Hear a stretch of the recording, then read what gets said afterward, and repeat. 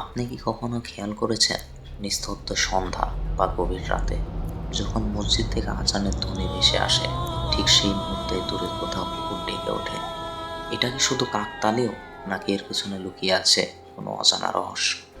আজ আমরা জানবো মসজিদে আজান দিলে কুকুর কেন ডাকে ওঠে, বিজ্ঞানের চোখে আর ইসলামের আলোতে। মুসলমান সমাজে বহুদিন ধরে একটি বিষয় লক্ষ্য করা যায়, মসজিদে আজান শুরু হলে অনেক সময় কুকুর হঠাৎ করে ডেকে ওঠে।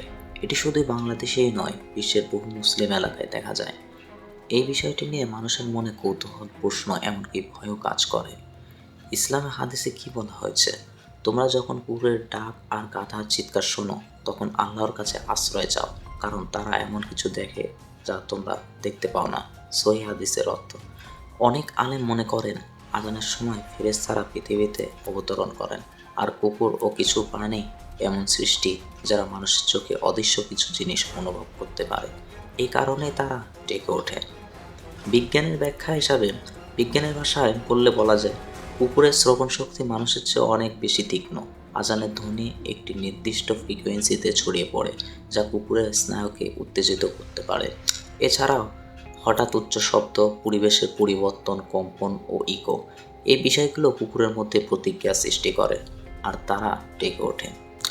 কাকতালীয় বা বার্তা, অনেকেই মনে করেন এটা শুধু শব্দের প্রতিক্রিয়া নয়, বরং আমাদের জন্য একটি সতর্কবাণী। আজান মানে আল্লাহর দিকে ফিরে যাওয়ার ডাক, আর কুকুরের ডাক যেন সেই মুহূর্তে অদৃশ্য জগতে একটি সতর্ক সংকেত। মসজিদে আজান দিলে কুকুর ডেকে ওঠার পেছনে বিজ্ঞান যেমন আছে, তেমনি ইসলামের দৃষ্টিতেও রয়েছে গভীর অর্থ। সবচেয়ে গুরুত্বপূর্ণ বিষয় হলো আজান শোনা মাত্রই আমাদের হৃদয় আল্লাহর দিকে ফিরে যাওয়া।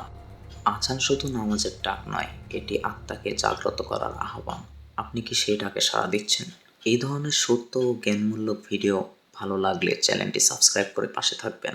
ইনশাআল্লাহ সামনে আরও গুরুত্বপূর্ণ বিষয় নিয়ে আসবো।